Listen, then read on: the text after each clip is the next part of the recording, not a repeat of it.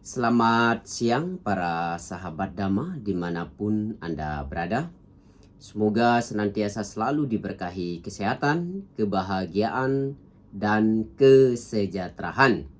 Selamat datang di Wudiko Channel, Namo Buddhaya.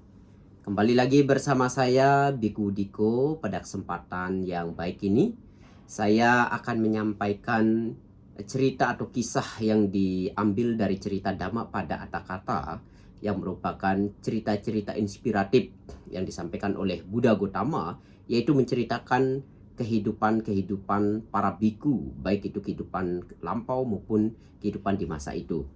Nah, kali ini saya akan menyampaikan kisah Sanggara Kitatira, yaitu Dhammapada Sair 37. Nah, suatu hari tinggallah di Sawati seorang biku senior yang bernama Sanggara Kita. Ya.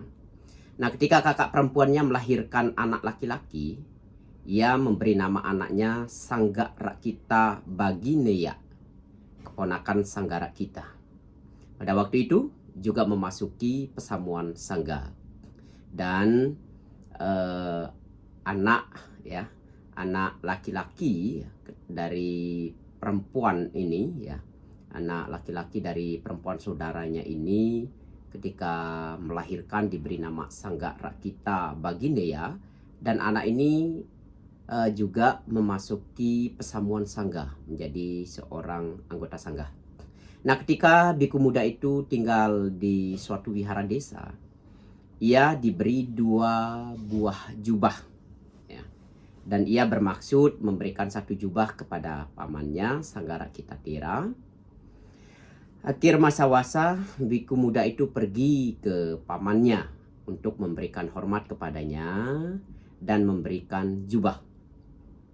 Tetapi pamannya ini menolak untuk menerima jubah itu dan berkata bahwa ia sudah mempunyai cukup, bahwa ia sudah mempunyai dan cukup. Walaupun biku muda mengulangi permintaannya, pamannya tetap menolak, tidak mau menerima persembahan jubah yang diberikan. Lalu biku muda itu merasa sakit hati dan berpikir bahwa sejak saat itu pamannya sudah tidak sudi lagi untuk berbagi kebutuhan dengannya. Kemudian dia berpikir akan lebih baik baginya untuk meninggalkan pesamuan Sangga. Artinya dia berpikir untuk meninggalkan kehidupan biku dan hidup sebagai seorang perumah tangga, kembali menjadi seorang perumah tangga.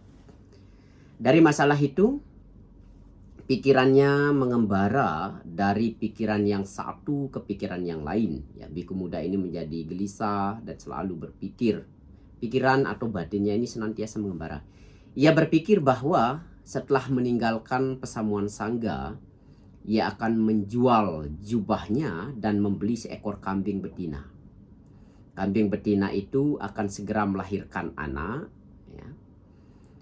Anak-anak kambing dijual dan segera ia akan mempunyai uang cukup untuk menikah.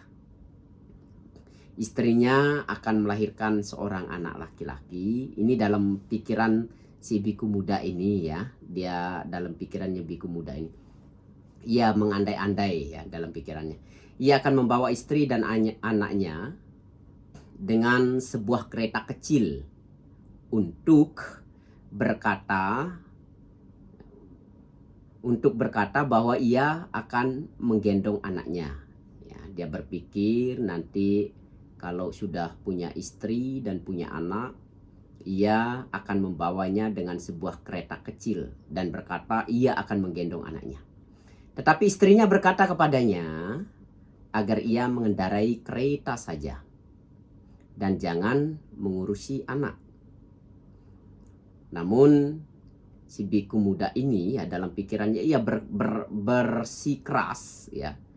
bersikeras dan merebut anak dari istrinya.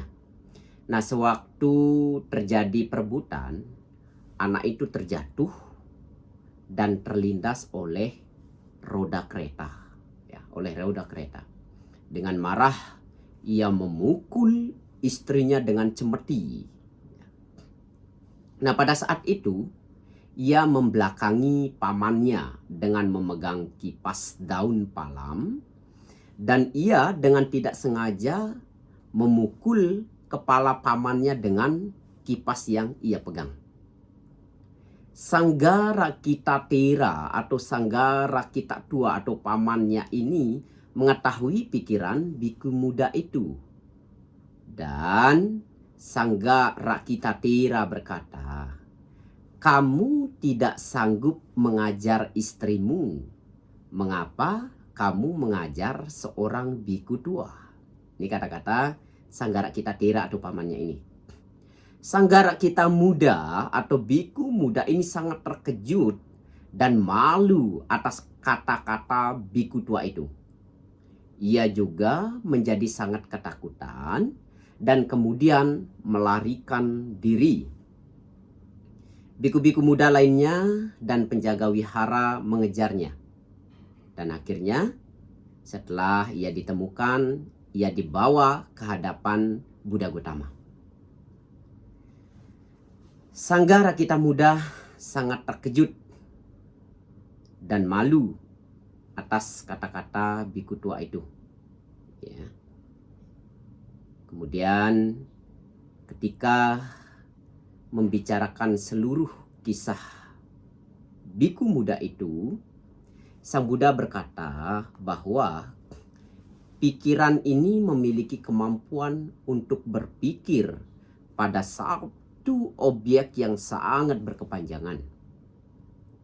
Dan seseorang seharusnya berusaha keras untuk bebas dari belenggu nafsu keinginan, kebencian, dan kegelapan batin.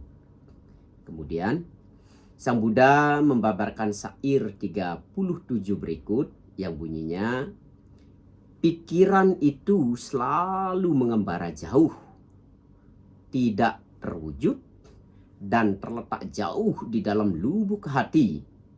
Mereka yang dapat mengendalikannya akan bebas dari jeratan marah." Nah, biku muda mencapai tingkat kesucian Sotapati setelah khotbah Dhamma itu berakhir. Nah, para sahabat Dhamma, poin penting atau nilai moral yang bisa diambil dari kisah atau cerita ini, kita diajarkan ketika kita mengambil satu keputusan, hendaklah keputusan tersebut harus dipikirkan dengan baik-baik. Jangan karena kemarahan sejenak, jangan karena ketidaksenangan sejenak, kemudian secara buru-buru kita mengambil keputusan lalu ingin mengeksekusi keputusan tersebut. Namun di sini kita diajarkan bagaimana kita menjadi orang yang bijak, menjadi orang yang harus berpikir dengan matang, harus berpikir dengan baik-baik sebelum kita mengambil sebuah keputusan. Sehingga ketika nanti sudah mengambil keputusan, kita tidak dirugikan. Jangan sampai tindakan atau keputusan yang kita ambil itu justru membawa pada ketidakbermanfaatan. Tapi bagaimana ketika kita mengambil satu keputusan atau tindakan bahwa keputusan tersebut mengarah pada kebahagiaan, mengarah pada pembebasan.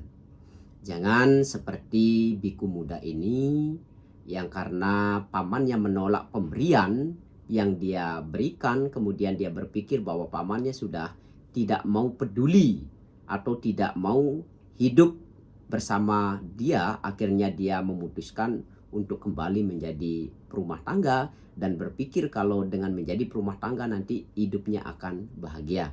Maka oleh karenanya, mari kepada para sahabat dimanapun Anda berada, hendaknya ketika kita mengambil satu keputusan, maka ambillah keputusan tersebut dengan bijak sehingga tidak membawa pada penderitaan. Semoga kisah ini memberikan inspirasi atau inspiratif bagi kita dan kita bisa mengambil nilai-nilai moral dan menerapkan nilai-nilai moral atau nilai positif yang ada di kisah ini di dalam kehidupan sehari-hari sehingga membuat kita senantiasa maju di dalam praktek dhamma.